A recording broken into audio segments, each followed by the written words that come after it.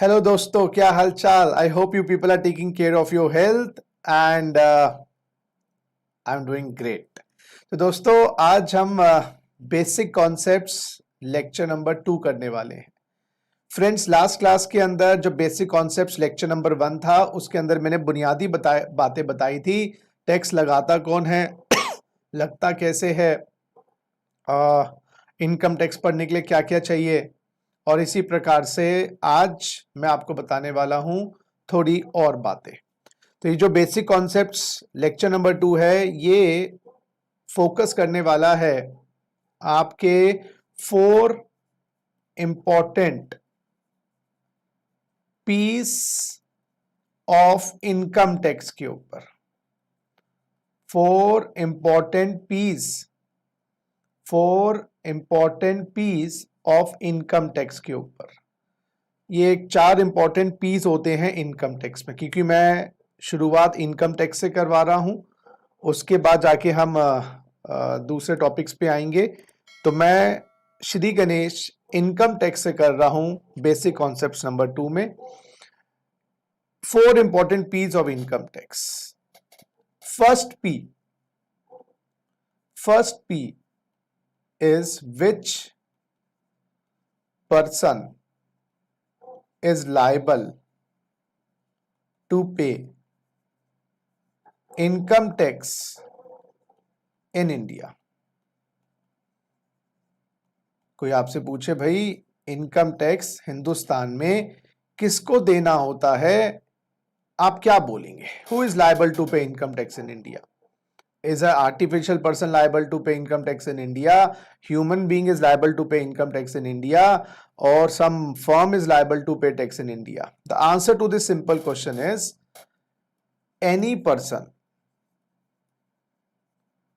whose total income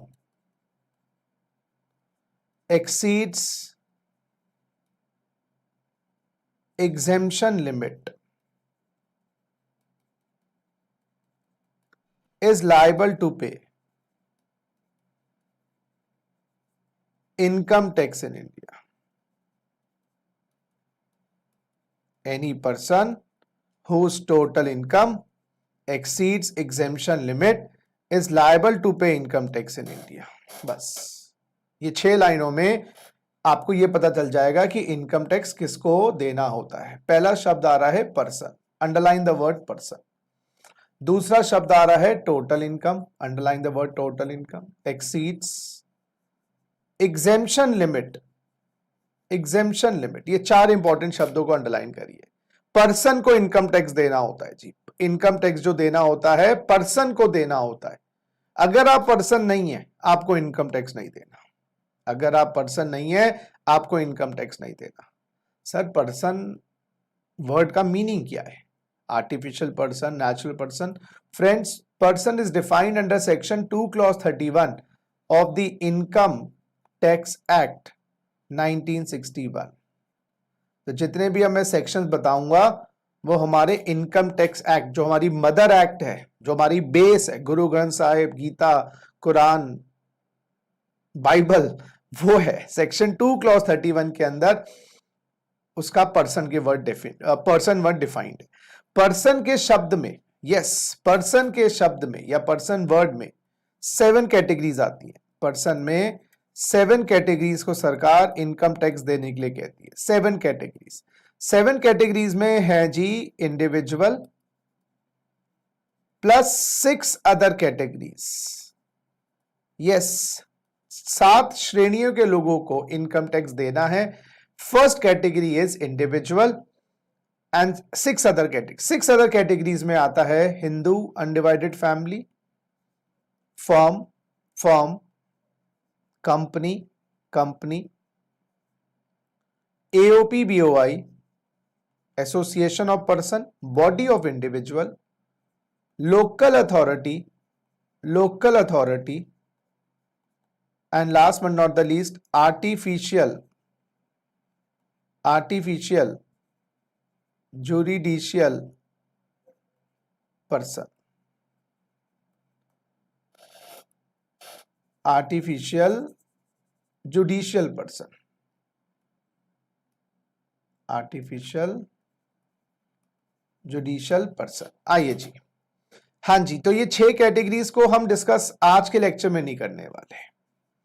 part number 2 में हम basically concentrate करने वाले हैं इंडिविजुअल पर, कि भाई इंडिविजुअल को कब टैक्स देना है। बाकी हिंदू अनडिवाइडेड फैमिली क्या होती है, फर्म क्या होती है, कंपनी क्या होती है, एओपीबीवाई क्या होती है, लोकल अथॉरिटी क्या होती है, आर्टिफिशियल जुडिशियल पर्सन क्या होता है, वो सब बात पे। अभी इंडिविजुअल क्या होता है, इंडिविजुअल क्या होता है आप बताइएगा।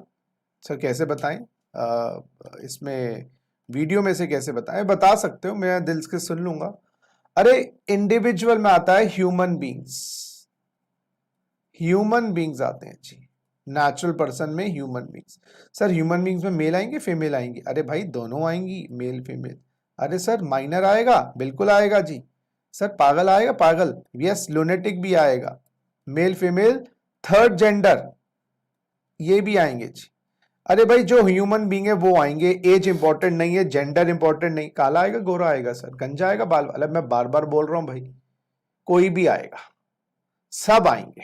ह्यूमन होना चाहिए, ह्यूमन होना तुम, एनिमल्स नहीं आएंगे, समझ लो बात। तो मेल, हाँ सर माइनर कैसे टैक्स देगा? अरे तो पेरेंट्स दे देंगे। लुनेटिक के इनकम कहां से होगी? अरे पहले अच्छा कमाता था, प्यार में पड़ गया दोस्तों, लुनेटिक हो गया। वो तेरे नाम है सलमान खान का एग्जाम्पल भूल गए क्या? तो ल्यूनेटिक भी आएगा। वो कैसे देगा कैसे नहीं देगा वो गवर्नमेंट की चिंता है और उसकी चिंता है। आप चिंता ना करें, देना पड़ेगा। तो इंडिविजुअल को टैक्स देना ही चाहिए, 6,000 को देना है, बाद में बात करें। तो एनी पर्सन का अभी मतलब है एनी इंडिविजुअल जिसकी टोटल इनकम ज्यादा हो जाए। एक्सीड्स का मतलब होता है एक्सीड्स, ज्यादा, किससे? एग्जेम्पशन लिमिट से। एक एग्जेम्पशन लिमिट हमारी है जी break even point, break even point. अगर ब्रेक इवन पॉइंट से आपकी ऊपर टोटल इनकम जाती है तो आपको इनकम टैक्स देना है। कट ऑफ पॉइंट कह लीजिए, एक मिनिमम लिमिट कह लीजिए। क्यों होती है ये, क्या होती है ये, किसको कितनी मिलती है, वो बाद में, पहले टोटल इनकम समझे। तो कोई भी पर्सन, पर्सन का मतलब पर्सन बोले तो इंडिविजुअल, अगर उसकी टोटल इनकम ज्यादा हो जाए एग्जेम्पशन लिमिट से तो उसको इनकम टैक्स हिंदुस्तान में देना है। वो लायबिलिटी जो होती है ना वो कंपलसरी होती है। किसको देना है? सेंट्रल गवर्नमेंट को देना है। तो ये जो लायबिलिटी होगी ये कंपलसरी होगी, है ना। और पे किसको करना है? सेंट्रल गवर्नमेंट को, केंद्र सरकार को, क्योंकि इनकम टैक्स तो हमारा केंद्र सरकार लगाती है। तो liable to pay income tax to the central government, ठीक है ना। अच्छा, अब टोटल इनकम क्या है? आइए जी नेक्स्ट वर्किंग नोट बनाइए। पर्सन में तो हमने अभी इंडिविजुअल की बात करनी है। अब आइए जी टोटल इनकम। टोटल इनकम के लिए क्या करना है? टोटल इनकम के कुछ स्टेप्स हैं। Step 1, determine various sources of income. Sources of income पता लगाइएगा, पैसा कमाने के जरिए क्या है।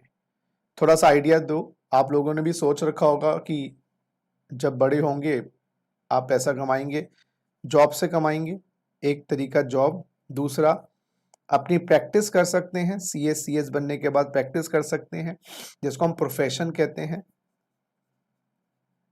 तो आप जॉब का मतलब ये नहीं कि जॉब प्रोफेशन नहीं है, मतलब प्रोफेशन का मतलब ये है कि आप अपनी प्रैक्टिस कर रहे हैं ना। जैसे डॉक्टर है, क्लिनिक खोल के बैठा, अगर वो नौकरी कर रहे तो जॉब हो गया। अच्छा, बिजनेस कर सकते हैं, व्यापार कर सकते हैं, हल्दीराम्स की तरह। आप रेंट ऑफ बिल्डिंग, बिल्डिंग को किराए इत्यादि पे देकर पैसा कमा सकते हैं, रेंट ऑफ बिल्डिंग। आप rent of other assets, building को किराए के अलावा दूसरी एसेट्स भी किराए पे जा सकती हैं, जैसे ज्वेलरी हो गई, कपड़े हो गए। जैसे आजकल कपड़े किराए पे मिल जाते हैं, शादी ब्याह में लहंगा और क्या कहते हैं। मैं एक रॉलबाग गया था दोस्तों, वहां पर लिखा था दूल्हे हम सजाते हैं, दूल्हे हम सजाते हैं।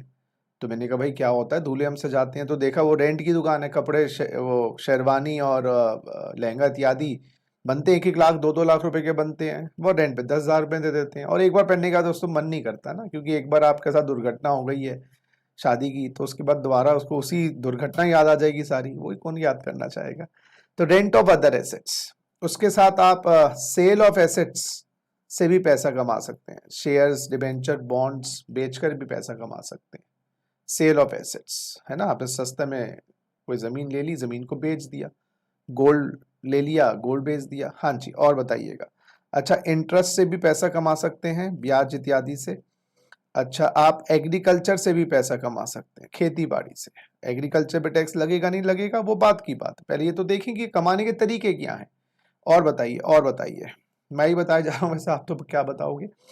अच्छा, और डिविडेंड से, शेयर्स पे डिविडेंड मिलता है, आप डिविडेंड से भी पैसा कमा सकते हैं। अच्छा, आप कैजुअल इनकम से भी पैसा कमा सकते हैं। कैजुअल इनकम होती है आपकी लॉटरी, हाँ दोस्तों बड़ी अच्छी आदत है, लगा लेना एक बार। Lottery, gambling, betting, horse race, other race. Lottery, gambling, betting, horse race, other race. इसके अंदर आपका गेम शोज, केबीसी इत्यादि, contests, betting, gambling, horse, card games, पत्ते खेलो, 3 पत्ती तो खेलनी आती होगी दोस्तों। ये सारी लक वाली इनकम्स है दोस्तों, जिसमें lottery, gambling, betting, horse race, other race, game shows, card games, ये सब आपकी कैजुअल इनकम्स है, ये आ सकती है। और दोस्तों आपको रॉयल्टी मिल सकती है। रॉयल्टी, रॉयल्टी कब मिलती है, जब आप आईपीआर होता है आपके पास, intellectual property right, know how patent, copyright, licence, बदले में रॉयल्टी मिल सकती है आपको। तो आपने कुछ इन्वेंट किया है, अपनी इन्वेंशन किसी कंपनी को दे दो, उससे प्रोडक्ट बना लेंगे। तो जब आपके पास कोई इंटेलेक्चुअल प्रॉपर्टी राइट होती है, बदले में आपको रॉयल्टी मिलती है। दोस्तों गिफ्ट, यस, गवर्नमेंट कहती है भाई गिफ्ट से भी पैसा तो आ ही रहा है ना आपको। आपको कोई, आपको फ्रेंड हर साल 1 लाख रुपए गिफ्ट करता है, कमाई तो है ही। अब ऐसे फ्रेंड मिलते नहीं है दोस्तों, लेकिन स्टिल। तो जरा देखें एक बार। अच्छा, शाहरुख खान, सुनिधि चौहान, एमएफ हुसैन, कोई सिंगर है, कोई डांसर है, इनको क्या बोलोगे, ये भी तो कमा रहे हैं। स्पोर्ट्समैन विराट कोहली, ये प्रोफेशन, इसको टेक्निकली हम कहते हैं वोकेशन। Vocation, VOCATION। इसमें वो सिंगर्स, डांसर्स, एक्टर्स। अब मैं इस सेक्टर कर देता हूँ, उसके अलावा बहुत सारी इनकम और भी हो सकती है। तो मोटा मोटा मैंने आपको 13 टाइप्स की इनकम बताई हैं, देखिएगा जरा। Job, practice, business, rent of building, interest, sale of assets, rent of assets, rent of building, agriculture income, interest, dividend, casual income, royalty, IPR, intellectual property rights को किराए पे देती है, gift, vocation, vocation singer, dance. ये step 1 था। आइए जी, step 2 कहता है ये जितने भी सोर्सेज ऑफ इनकम आए ना आपके, स्टेप 2 कहता है भैया जितने भी आपके ये सोर्सेज ऑफ इनकम आए हैं ना, इनको आप 5 हेड्स में डिवाइड करिएगा। हाँ जी, देखिए जरा। तो आपका स्टेप 2 कहता है divide all the sources of income into 5 heads. 5 heads के अंदर हमें इनको डिवाइड करना है। और ये सेक्शन 14 भी है इनकम टैक्स एक्ट का। क्यों डिवाइड करना है, पहले डिवाइड करना तो सीखें। क्यों ABCD सीख रहे हैं, पहले सीखो तो सही ABCD, फिर उसका रीजन बताऊंगा। पहला हेड है जी income under the head salary.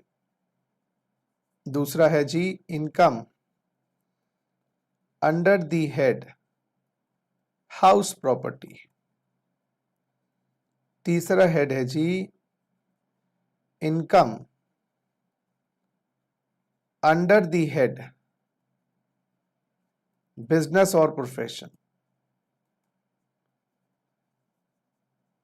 चौथा है जी income under the head capital gains. Capital gains, income under the head capital gains. और जो भैया 5वां है वो आपका है income under the head other sources. Other sources लिखिएगा जरा, income under the head other sources. ये 5 आपके हेड्स हैं, कैटेगरीज हैं, कॉलम्स हैं, डिब्बे हैं, अकाउंट हैं, जिसमें आपको ये ये मान लीजिए 5 ऐसे डब्बे हैं, जितना भी आपने कमाया 12-13 सोर्सेज मैंने बताए, किसी ने 4 से कमाए, उसमें आपने 15-20 लाख रुपए कमाए, वो 15-20 लाख रुपए आपको 5 डब्बों में दिखाने हैं। सीधी सी बात, ये 5 डब्बे मान लो। तो आपने जितना भी कमाया साल में, अब मैं बता रहा हूं, उनको बस 10 लाख कमाए, 20 लाख कमाए, जो आया है उनको 5 डब्बों में डालना है। तो 5 लॉकर कह लो। हाँ जी, सैलरी जो है ना, इसमें आप बताएंगे कौन सी इनकम आएगी उस 13 में से। मेरे हिसाब से तो जॉब वाली इनकम सैलरी में आएगी, जॉब वाली कमाई, जहां पर एम्प्लॉयर एम्प्लॉय रिलेशनशिप होता है, एम्प्लॉयर एम्प्लॉय रिलेशनशिप। जब आप किसी के अंडर काम करते हैं, किसी के दबाव में काम करते हैं, उसकी मर्जी से काम करते हैं, अपनी मर्जी से नहीं, जो वो कह रहा है, मतलब अपनी मर्जी। तो ऑब्वियसली हाउस प्रॉपर्टी में आता है दोस्तों रेंट ऑफ बिल्डिंग, बिल्डिंग का किराया जी, वो आएगा हाउस प्रॉपर्टी, सेल की नहीं। बिजनेस प्रोफेशन में 3 इनकम आएंगी बच्चों, बिजनेस प्रोफेशन और वोकेशन। हाँ जी, देखो तीनों इनकम आएंगी, बिजनेस प्रोफेशन और वोकेशन। तीनों में फर्क क्या है, देखो जी। बिजनेस का एग्जांपल हो गया जी, अगर हम एग्जांपल लें बिजनेस का, Haldiram's is a restaurant chain of north India, और इसका एग्जांपल हो गया what do you call, bank, insurance कंपनियां। अच्छा, हल्दीराम क्या करता है, सेल ऑफ फूड करता है, सेल ऑफ फूड। और बैंक क्या करता है, और इंश्योरेंस क्या करता है, सेल ऑफ सर्विसेज। तो ये मत सोचना बिजनेस में गुड्स ही होते हैं, बिजनेस में सर्विस भी होती है। तो business of banking ICICI bank, और ये मैक्स लाइफ आपकी बिजनेस ऑफ इंश्योरेंस हो गया। तो बिजनेस में गुड्स भी होता है और सर्विसेज भी होते हैं। सर फिर प्रोफेशन क्या हुआ, एक डॉक्टर जिसकी अपनी प्रैक्टिस है, उसको हम प्रोफेशन में डालेंगे। क्यों सर, डॉक्टर नौकरी करता है, तो फिर एम्प्लॉयर एम्प्लॉय रिलेशनशिप में वो जॉब में चला जाएगा, वो जॉब वाली इनकम हो जाएगी, सैलरी में चला जाएगा। लेकिन डॉक्टर का अपना क्लिनिक है, यानी कि अपना क्लिनिक है, तो हम उसको प्रोफेशन में दिखाएंगे। तो फिर इसमें भी सर्विस हुई, ये भी तो सर्विस है।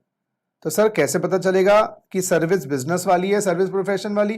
भाई ये वाली जो सर्विस है ना, इसके लिए आपको बॉडी ऑफ नॉलेज लेनी पड़ेगी, कोई नॉलेज इकट्ठी करनी पड़ेगी, जो कोर्स करके आएगा, कोर्स करके आएगा, कोर्स करके आएगा। हाँ, इंश्योरेंस है, उसके लिए कोई कोर्स नहीं करना, इंश्योरेंस कंपनी लाइसेंस लेना पड़ता है। बैंकिंग के लिए कोई आपको, मैं बैंक खोलना चाहता हूं, तो उसके लिए कोई डिग्री नहीं चाहिए आपको।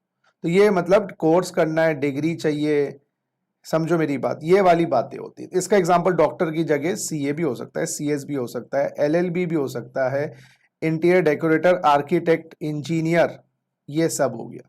तो जहां पर कोई गतिविधि, अच्छा यहां पर गुड्स नहीं होते प्रोफेशन में, यहां पर कोचिंग, सर कोचिंग का आएगा, हाँ बिजनेस में आएगा दोस्तों, वहां पर सर्विसेज दे रहे हैं, लेकिन सर उसके लिए तो नॉलेज की आवश्यकता होती है, बॉडी ऑफ नॉलेज, तो प्रोफेशन में भी डाल सकते हैं। सर ये तो बड़ा कंफ्यूजिंग हो गया। देखो सर, बड़ी एक महीन रेखा है, मैं बार बार बोल रहा हूं, बड़ी एक महीन रेखा है, यस, बड़ी एक महीन रेखा है कि कब बिजनेस में आएगा, कब प्रोफेशन में आएगा। बोल बेसिकली एक एक्टिविटी जो चलाई जाए कोर्स करने के बाद। देखो मैं एग्जांपल बोलूं, टीचर होने के लिए कोई प्रोफेशनल होने की जरूरत नहीं है, समझो मेरी बात। गुरु बनने के लिए आप, हाँ अरे भाई कोई टैक्स पढ़ा रहा है, हो सकता है सीए ना हो सकता है वो सीएस ना हो, खाली 12th पास है, उसने टैक्स की नॉलेज ले ली। तो डिपेंड्स ना कि आप क्या, वो activity based on some knowledge. अच्छा नॉलेज के बिना हो ही नहीं सकता, वो तो फिर प्रोफेशन है, कोर्स के बिना हो ही नहीं सकता। डॉक्टर बन ही नहीं सकते बिना एमबीबीएस की डिग्री के, लॉयर बन ही नहीं सकते बिना एलएलबी की डिग्री के, तो वो तो प्रोफेशन है ही। लेकिन बिजनेस में आपको डिग्री मिल जाए अच्छी बात है, डिग्री ना हो तो कहीं ना कहीं कोचिंग को हम बिजनेस में ही दिखाएंगे। लेकिन हाँ, एक कोई पर्सनल टीचर है, हम उसको प्रोफेशन में डाल सकते हैं, बात समझनी। तो एक महीन रेखा होती है कि कब चीज बिजनेस में है, कब चीज प्रोफेशन में है।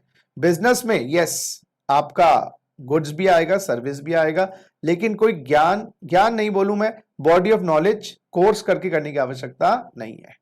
सर फिर वोकेशन क्या है? तीन चीजें बोली ना आएंगी। वोकेशन है सिंगर, डांसर, इसमें भी सर्विस है। सिंगर, डांसर, इसमें भी सर्विस है, लेकिन ये जो सर्विस है ये आपके टैलेंट पे बेस्ड है, आपकी स्किल्स के ऊपर बेस्ड है। इसके लिए आपके पास टैलेंट या स्किल्स होनी चाहिए। समझो, तीनों में एक ही। अच्छा, ये बात याद रखना, एक सर्विस बिजनेस की भी हो सकती है, सर्विस प्रोफेशन की भी हो सकती है, सर्विस वोकेशन की भी। तो ये मत याद कर लेना कि बिजनेस में हमेशा सर्विसेज ही होती है। अच्छा, अब ये जो तीन बातें मैंने बताई, बिजनेस, प्रोफेशन और वोकेशन। अब ये बिजनेस, प्रोफेशन, वोकेशन, तीनों में एक कॉमन बात है। तीनों में बात क्या है? आप ओन मास्टर हैं अपने। हाँ, आप ओन मास्टर हैं, किसी पे डिपेंडेंट नहीं है। जब इनको जॉब में नहीं दिखाया गया, ना शाहरुख खान किसी पे डिपेंडेंट है, ना डॉक्टर जो क्लिनिक है वो किसी पे डिपेंडेंट है, ना हल्दीराम और ना इंश्योरेंस किसी पे डिपेंडेंट है। लेकिन अगर आप नौकरी करेंगे तो फिर वो सैलरी में चला जाएगा। तो बिजनेस और प्रोफेशन के अंदर, बिजनेस और प्रोफेशन के अंदर याद रखिएगा कि आप अपने बलबूते अपने मालिक होते हैं। तो बिजनेस प्रोफेशन में आप अपने मालिक होते हैं। अब बिजनेस में सर्विसेज और गुड्स दोनों होते हैं, प्रोफेशन में सर्विसेज ही होती हैं, और वोकेशन के अंदर सर्विसेज ही होती है। फर्क ये है, सर्विसेज टैलेंट बेस्ड है, वोकेशन सर्विसेज कोर्स बेस्ड है, profession services non course based है, बिजनेस, और गुड्स तो बिजनेस में आता ही है। तो इसमें आ गया जी तीन एक्टिविटी जहां पर अपने मालिक है। कैपिटल गेन में क्या आएगा? कैपिटल गेन में आएगा सेल ऑफ एसेट्स। हाँ जी सर, सेल ऑफ गुड्स तो बिजनेस में भी दिखाया, अब यही तो फर्क है। कल्याण ज्वेलर्स, पीसी ज्वेलर्स, वो बिजनेस में आएगा। सेल ऑफ, वहां पर कल्याण, मान लो ये पीसी ज्वेलर्स है, ये बिजनेस है, वहां पर सेल ऑफ फूड नहीं होगा, वहां पर होगा सेल ऑफ ज्वेलरी। तो जो ज्वेलरी बेच रहा है, ज्वेलरी बेच रहा है वो बिजनेस हो गया, ज्वेलरी बेच रहा है वो बिजनेस हो गया। फिर वो सेल ऑफ एसेट्स नहीं है, क्योंकि उसके लिए, सुनिएगा सुनिएगा बात, क्योंकि उसके लिए फूड स्टॉक है। हल्दीराम के लिए फूड स्टॉक है, ऐसे ज्वेलरी पीसी ज्वेलर्स के लिए स्टॉक है, स्टॉक इन ट्रेड। तो स्टॉक इन ट्रेड को बेचोगे तो वो सेल ऑफ एसेट्स नहीं माना जाता, क्योंकि वो रेवेन्यू एसेट्स है। तो बिजनेस में आपकी बेचने का काम है, अगर हिंदी में बोले ना, बेचने बेचने बेचने का काम है। लेकिन अगर शाहरुख खान ज्वेलरी बेचे, बात समझने की कोशिश करिएगा, या आप और मैं कोई ज्वेलरी बेचे, तो वो कैपिटल एसेट है हमारे लिए, क्योंकि उस पर कैपिटल एक्सपेंडिचर किया गया, वो कैपिटल गेन में आएगी। तो याद रखिएगा, sale of assets, sale of assets. एक और एग्जांपल, डीएलएफ वाले फ्लैट बेचे, डीएलएफ वाले फ्लैट बेचे, कहां जाएगा भाई? बिजनेस। आप और हम फ्लैट बेचे, कहां जाएगा? कैपिटल गेन में। तो कैपिटल गेन के अंदर याद रखिएगा कैपिटल एसेट्स हैं, जिनको बेचने का आपका काम नहीं है। तो गवर्नमेंट रेवेन्यू इनकम पे भी टैक्स लगाती है, और गवर्नमेंट कैपिटल इनकम पे भी टैक्स लगाती है। अच्छा, और जो इनकम्स इन चार हेड्स में नहीं आई, वो सारी की सारी इधर दिखा दीजिएगा। अच्छा, जरा देखें अदर सोर्स में कौन कौन सी इनकम्स आई। हमने अभी 13 इनकम्स की बात करी थी। आइए जी जरा देखिएगा अदर सोर्सेज में कौन कौन सी इनकम आएंगी। हाँ जी, प्रैक्टिस वाली चली गई बिजनेस में, बिजनेस वाली बिजनेस में, रेंट वाली एचपी में। इंटरेस्ट आएगा जी अदर सोर्सेज में, इंटरेस्ट आएगा जी अदर सोर्सेज में, इंटरेस्ट आएगा जी other sources. Agriculture income other sources, वो अलग बात है, टैक्स लगेगा नहीं लगेगा बाद में देखेंगे। Dividend other sources. Casual income other sources, casual income other sources. Royalty other sources, अगर ये आपका बिजनेस ना हो तो। Gift other sources, gift other sources. और जरा देख लें, हाँ जी, तो ये सारी इनकम्स आपके अदर सोर्सेज में आएंगी। तो रिपीट करें, 5 हेड्स, सैलरी वाला, जॉब, हाउस प्रॉपर्टी वाला, रेंट और building, business profession, vocation, PGBP. अच्छा, इसको हम पीजीबीपी भी कहते हैं, प्रॉफिट और गेन्स फ्रॉम बिजनेस और प्रोफेशन, प्रॉफिट और gains from business profession. Capital gains, capital gain में कौन सी? कैपिटल इनकम, जिस चीज को बेचने का काम नहीं है। और अदर सोर्सेस। अब मेरा दूसरा क्वेश्चन आप लोगों से, हम ये 5 हेड्स में दिखाते क्यों है इनकम? क्या डिब्बों में क्यों डाला जा रहा है? अरे बिग बाजार गए हो ना, सामान लेते हैं ना, ट्रॉली में रखते हैं ना, पैकिंग करते हैं ना, घर आके सेग्रीगेट करते नहीं करते? घर आके सारे सामान को, कोई किचन का सामान है, कोई कमरे का सामान है, कोई लिविंग रूम का सामान है, कोई ड्राइंग रूम का सामान है, सब अलग अलग जगह डिस्ट्रीब्यूट करते हो। इसी प्रकार से जब हम कमाई करते हैं, जब हम पैसा कमाते हैं, गवर्नमेंट कहती है उनको सेग्रीगेट करो। क्यों? क्योंकि हमें इनकम निकालनी है सैलरी की, हमें इनकम निकालनी है हाउस प्रॉपर्टी की, हमें इनकम निकालनी है बिजनेस प्रोफेशन की, हमें इनकम निकालनी है कैपिटल गेन की, हमें इनकम निकालनी है अदर सोर्सेस की। तो हमें हर हेड की इनकम निकालनी है। और इनकम जो होती है दोस्तों, इनकम जो होती है याद रखिएगा, वो होती है रेवेन्यू, दोबारा रिपीट कर रहा हूं, रेवेन्यू माइनस एक्सपेंसेस, उसको इनकम कहते हैं। जो रेवेन्यू होती है दोस्तों वो होता है आया, जो पैसा आया है, और जो एक्सपेंसेस होते हैं वो व्यय, जो खर्च हो गए हैं, और जो इनकम है वो है आय। आय कर है दोस्तों, आय कर। रेवेन्यू है आया, एक्सपेंसेस है गया, इनकम है बच गया, वो आय है। तो सैलरी की इनकम पे टैक्स है, तो यानी कि सैलरी जो मिली उसमें से खर्चे घटा के इनकम आएगी। ऐसे हाउस प्रॉपर्टी की इनकम पे टैक्स है। हाउस प्रॉपर्टी से जो आया, किराए पे दी, 50 लाख रुपए किराए पे दिए पूरे साल का, लेकिन 50 लाख का इनकम कोई है। जो बदमाश था टेनेंट, तोड़ दी चीजें, रिपेयर करवाई है, मरम्मत करवाई है, मेंटेनेंस के खर्चे नहीं होते क्या?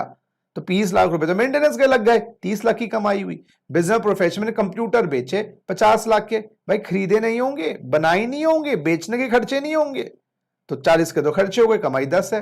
कैपिटल गेन में सोना बेचा 1 लाख का, खरीदा 80 का, 20 की इनकम हुई।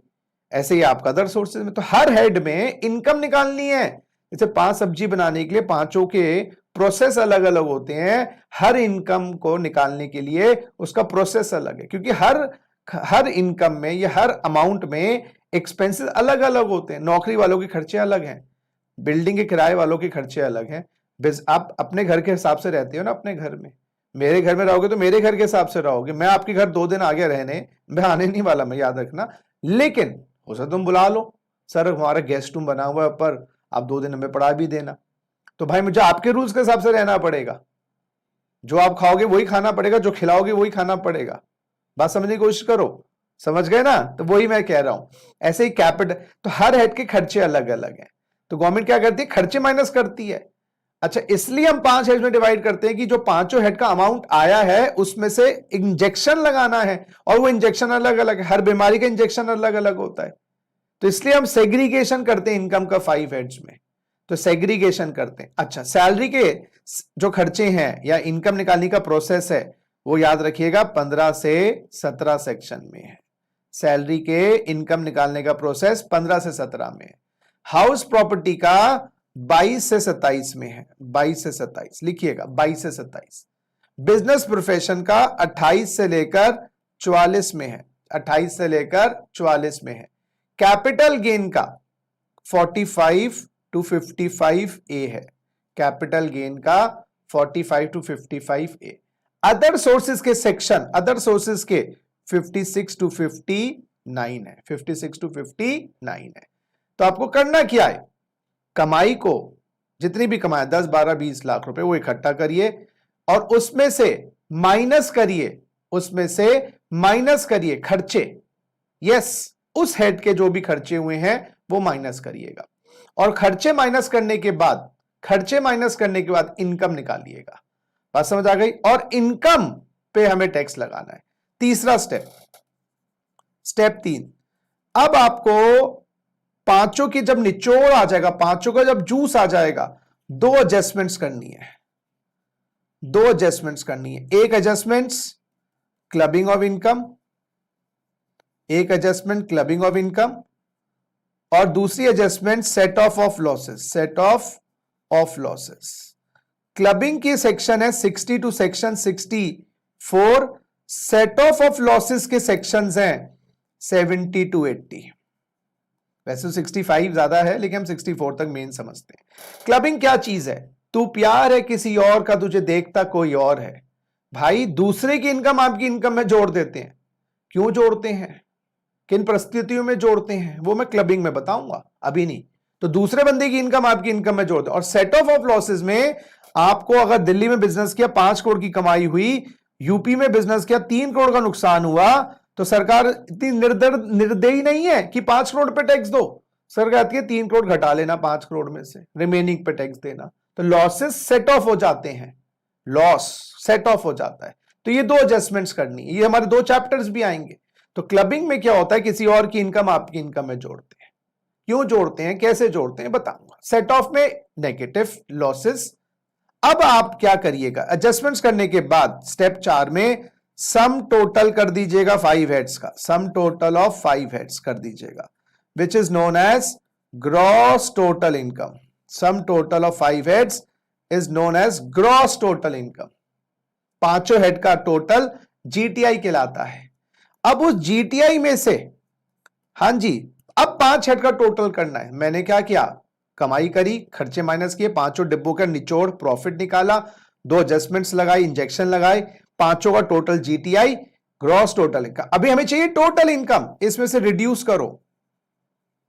करो deductions under section 80C to 80U।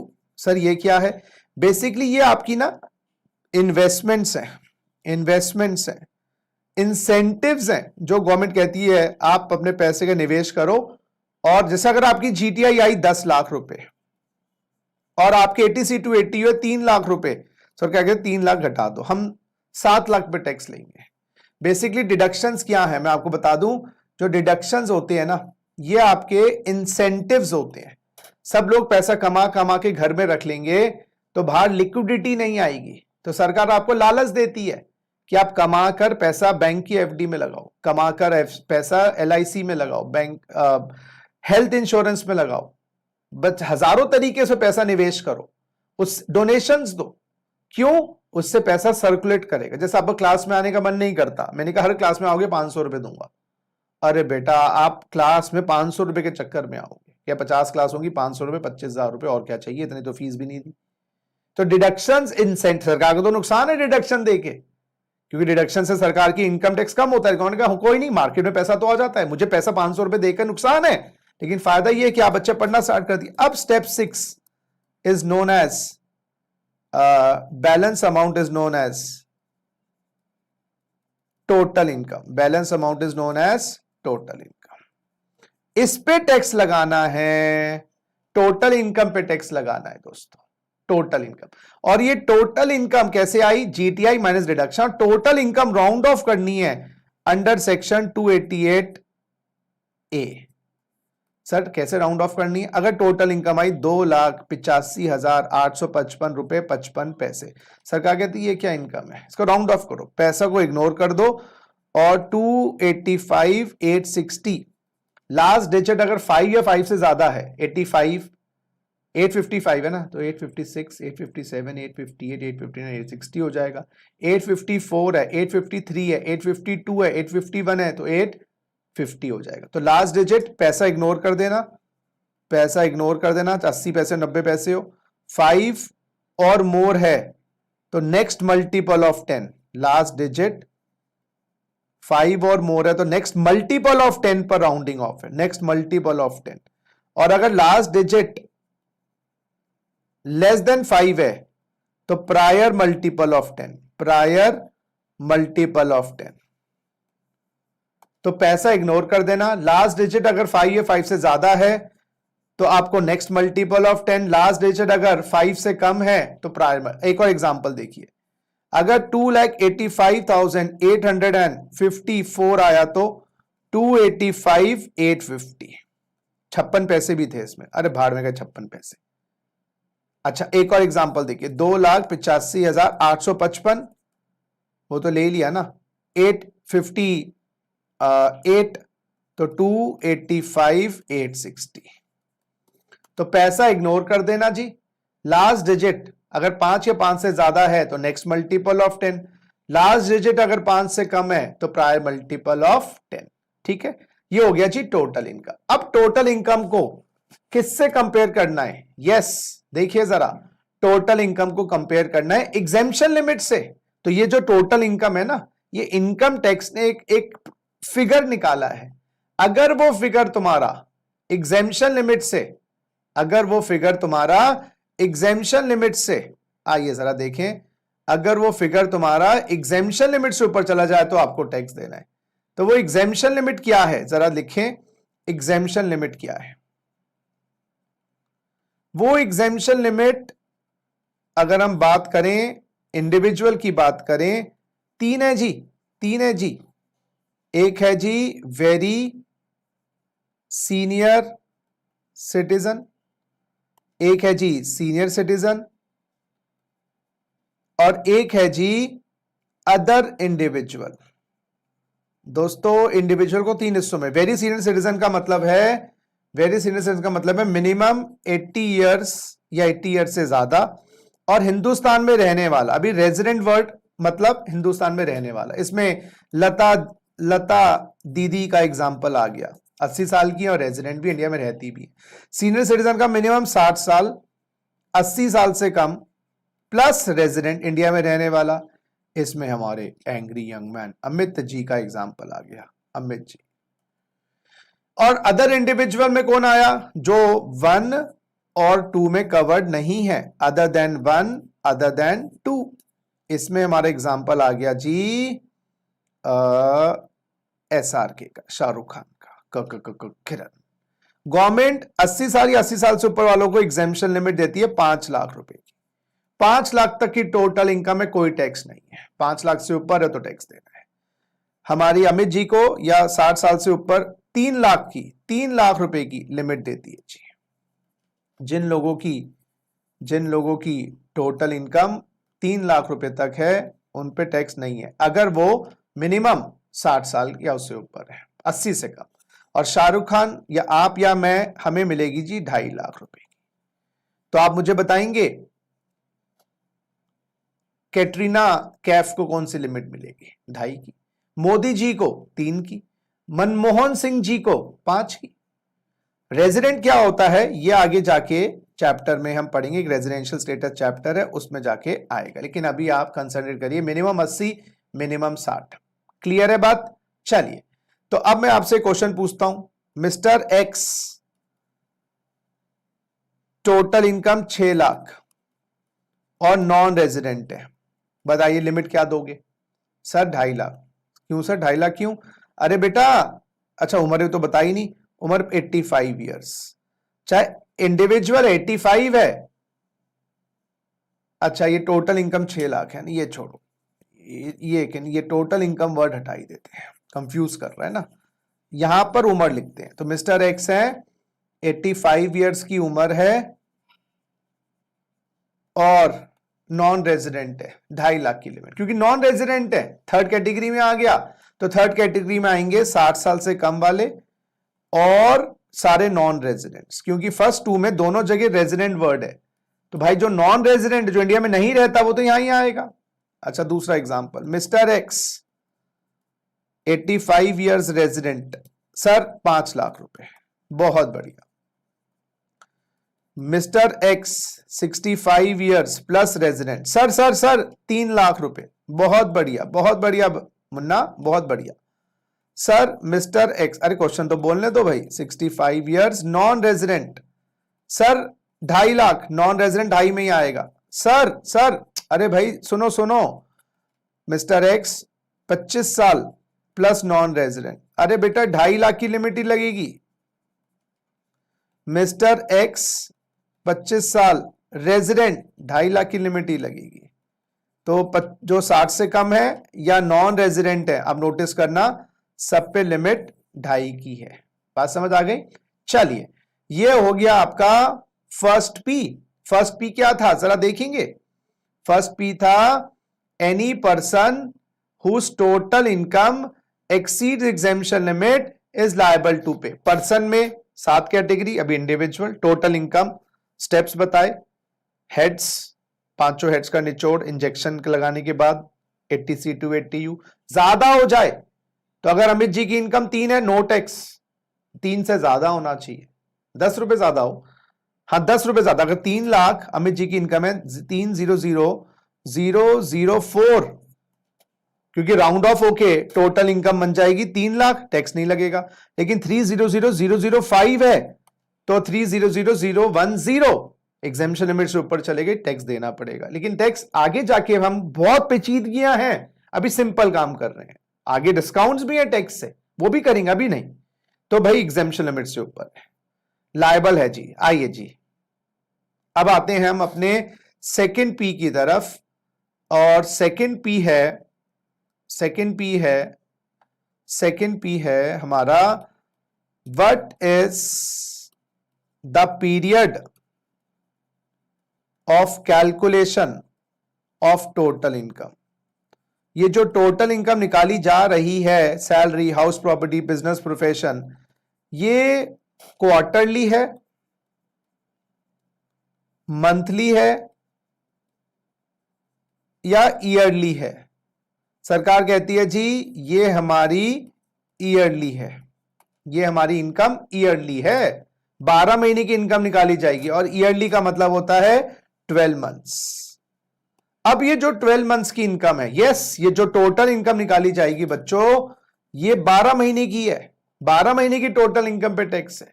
ये जो 12 महीने हैं ये काउंट करने हैं 1 जनवरी से 31 दिसंबर या 1 अप्रैल से 31 मार्च, जिसको बोलते हैं कैलेंडर ईयर, और इसको बोलते हैं भाई साहब फाइनेंशियल ईयर। सरकार कहती है भाई इनकम टैक्स में कैलेंडर ईयर फॉलो नहीं किया जाता, चाहे इंटरनेशनली कैलेंडर ईयर होता है, हिंदुस्तान में फाइनेंशियल ईयर फॉलो करते हैं। तो हमें जो इनकम निकालनी है 1 अप्रैल से 31 मार्च की निकालनी, जिसको हम बोलते हैं फाइनेंशियल ईयर। और इनकम टैक्स में फाइनेंशियल ईयर की बजाय वर्ड है प्रीवियस ईयर। बस पर्यायवाची शब्द मान लीजिएगा, सिनोनिम मान लीजिएगा, सिनोनिम मतलब पर्यायवाची शब्द। तो हमें इनकम निकालनी है 1 अप्रैल से 31 मार्च। आप 4 महीने कमाओ, 5 महीने कमाओ, हमें 12 महीने की इनकम चाहिए। उसमें आपने 10 महीने कमाया, 3 कमाया, वो बता देना, हम लेंगे 1 मार्च से 31 मार्च। अच्छा जी, 2 फाइनेंशियल ईयर आपके सामने आ रहे हैं, 1/4/19 से 31 मार्च 20, और एक हो रहा है 1/4/20 से 31 मार्च 2021। ये फाइनेंशियल ईयर 19-20 कहलाया जाता है, ये फाइनेंशियल ईयर 20-21 कहलाया जाता है।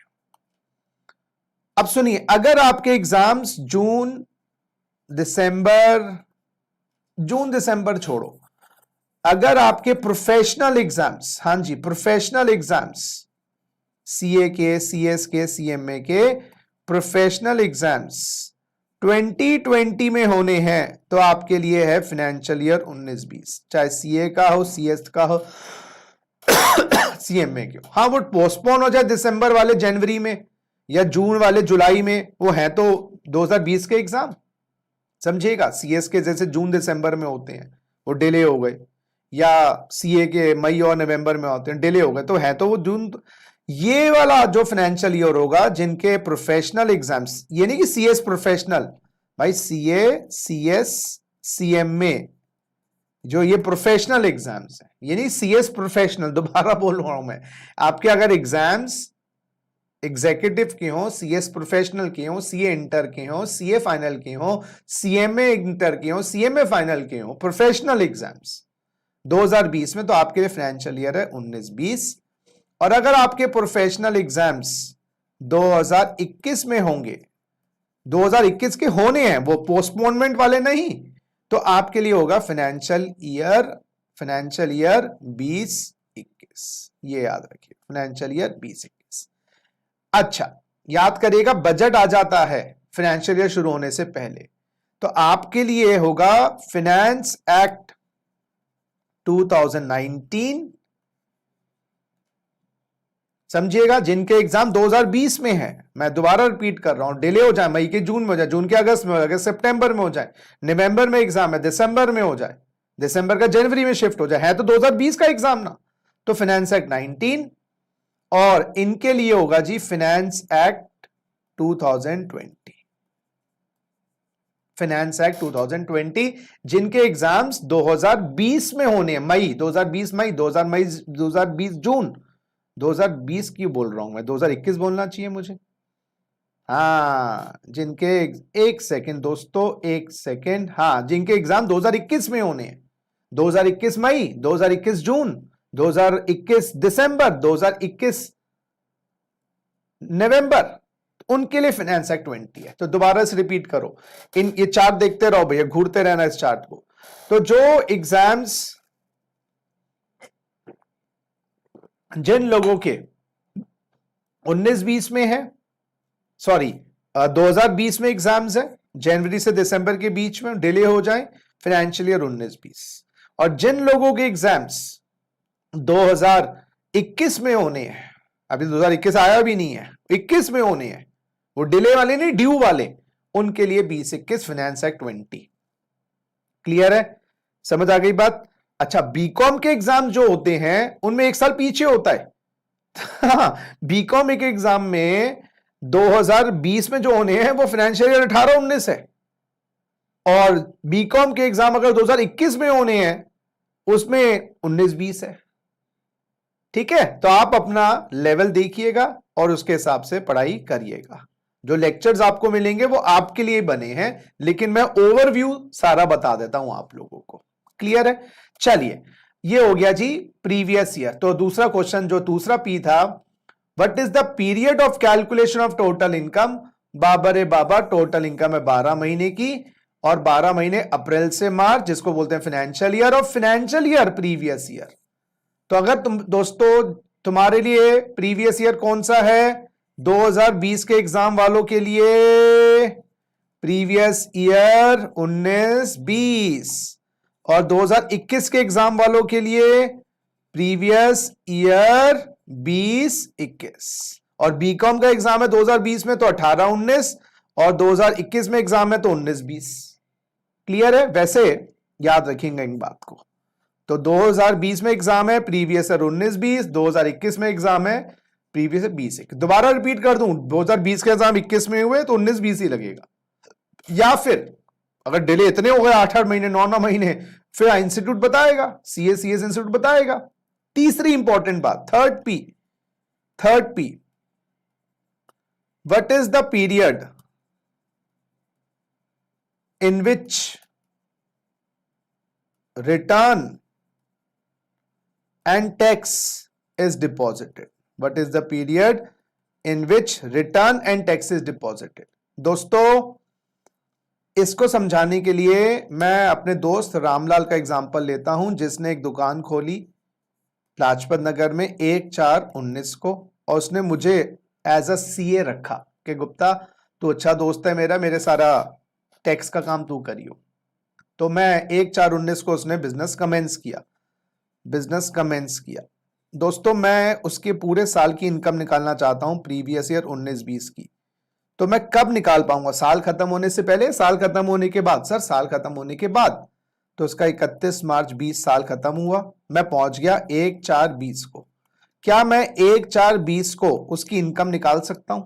हाँ, अगर वो मुझे सारे 19-20 के रिकॉर्ड्स, कागज, bills, ledger, cash book, bank account statement, investments मुझे दे दे, मैं वो टोटल इनकम निकालूंगा दोस्तों। वैसे जैसे मैंने बताया था, मैंने को कितना कमाया था? 20 लाख आए, 18 के खर्चे हुए, क्लबिंग किया, सेट ऑफ किया, डिडक्शन, और मैंने उस बंदे की टोटल इनकम निकाली 10 लाख रुपए। रामलाल की उम्र है 35 साल और रेजिडेंट है। बताइए रामलाल को इनकम टैक्स देना है या नहीं? इंडिविजुअल है, 2.5 लाख से ऊपर है, टैक्स लगेगा। और मैंने टैक्स निकाला, अभी आपको टैक्स निकालना सिखा ही नहीं है, वो बेसिक कॉन्सेप्ट 3 में सिखाऊंगा। और टैक्स निकाला मैंने उसका 1,17,000 रुपए। ये कैसे आया ये आप सीखेंगे आगे। सरकार कहती है अगर 10 लाख की कमाई है, अपनी बीबी को 5 लाख दे रहे हो, हमें भी 1,17,000 दो। ये कैसे आया? कंप्यूटेशन आपको सिखाऊंगा मैं, आपको बेसिक कॉन्सेप्ट्स 3rd लेक्चर, जो इसके बाद वाला लेक्चर है, टैक्स। अब ये टैक्स गवर्नमेंट के पास जमा करवाना है, सेंट्रल गवर्नमेंट को जमा करवाना है। कैसे?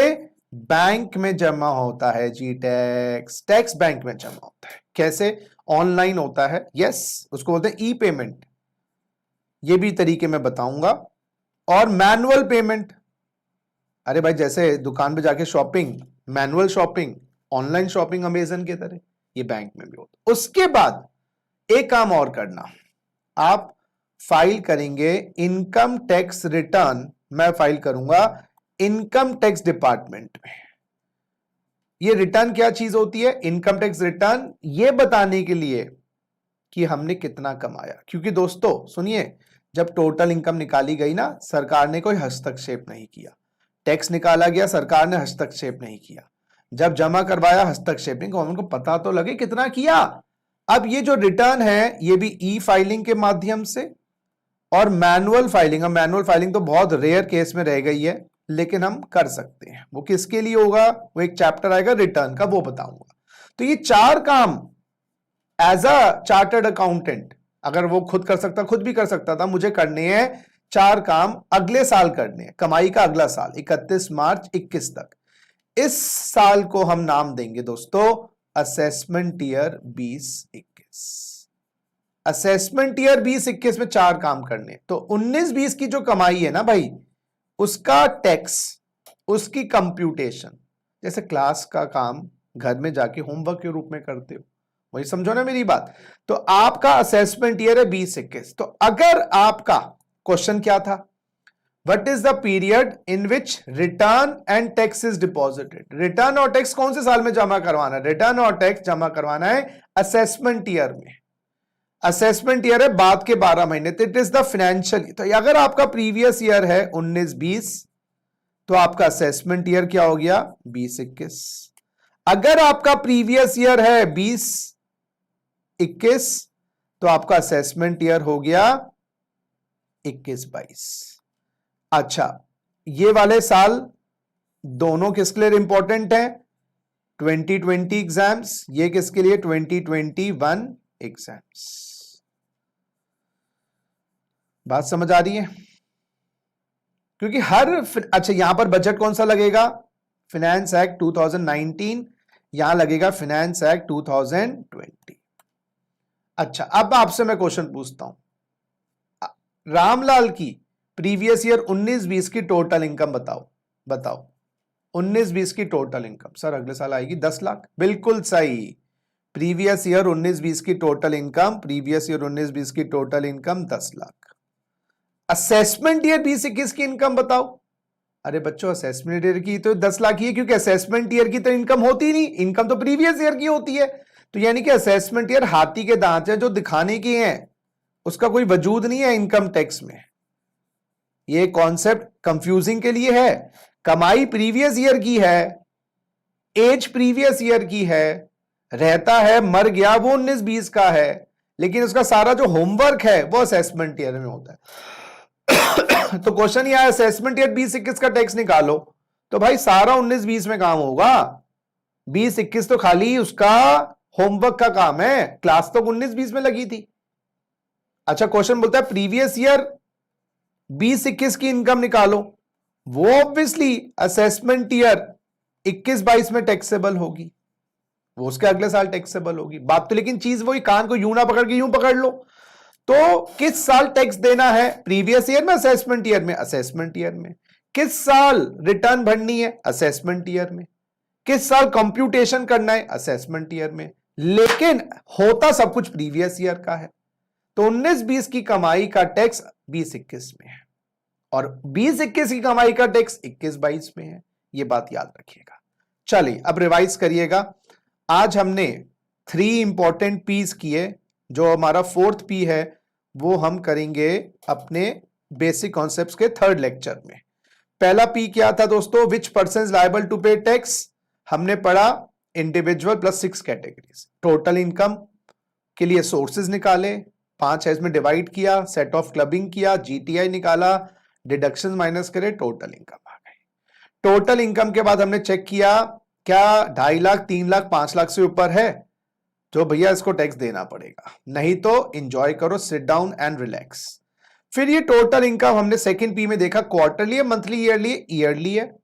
अप्रैल से मार्च, जनवरी से दिसंबर, अप्रैल से मार्च, जिसको नाम दिया गया प्रीवियस ईयर। फिर मैंने बताया 2020 में एग्जाम है तो 19-20 प्रीवियस ईयर फाइनेंशियल ईयर देखना, 2021 में एग्जाम है तो 20-21 फाइनेंशियल ईयर देखना, ठीक है।